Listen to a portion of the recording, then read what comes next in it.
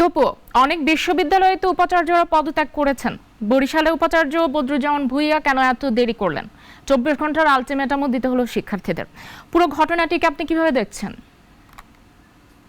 শামীমা, ধন্যবাদ আপনাকে। আমি যে বিষয়টি প্রথমেই বলবো যে বরিশাল বিশ্ববিদ্যালয়ের যিনি উপাচার্য রয়েছেন তার বিরুদ্ধে দীর্ঘদিন যাবৎ নানা ধরনের আর্থিক কেলেঙ্কারি ছিল এবং ছাত্রদের যে সময় আন্দোলন চলছিল সেই সময়টাতে তার বিরুদ্ধে কিন্তু ছাত্রদের বিভিন্নভাবে চাপ প্রয়োগ সহ আন্দোলন দমানোর নানা অভিযোগ ছিল তিনি সহ প্রক্টরের বিরুদ্ধে।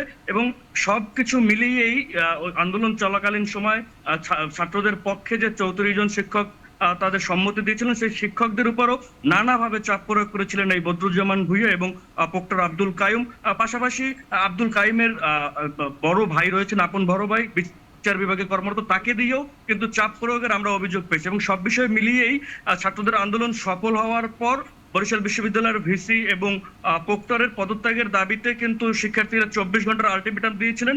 তবে এই শিক্ষার্থীদের মধ্যেই কিন্তু আরেকটি পক্ষ উপাচার্যের কিন্তু বহাল চেয়েছিলেন, তবে সেই দাবিটি আসলে ধোপে টেকেনি, যে কারণে আজকে প্রথমে প্রক্টর পদত্যাগ করেছেন, পরে ভিসি পদত্যাগ করেছেন এবং বিকেল পর্যন্ত কিন্তু আমাদের কাছে যতটুকু তথ্য রয়েছে রেজিস্ট্রারের কাছে ভিসি প্রক্টর সহ প্রায় 20 জন যারা বিভিন্ন দায়িত্বে রয়েছেন বরিশাল বিশ্ববিদ্যালয়ের তারা কিন্তু পদত্যাগ করেছেন। এবং এই কারণে কিন্তু যারা আন্দোলনরত শিক্ষার্থী রয়েছে তারা কিন্তু বরিশাল বিশ্ববিদ্যালয়ে আনন্দ মিছিল করেছেন। তারা জানিয়েছেন যে আসলে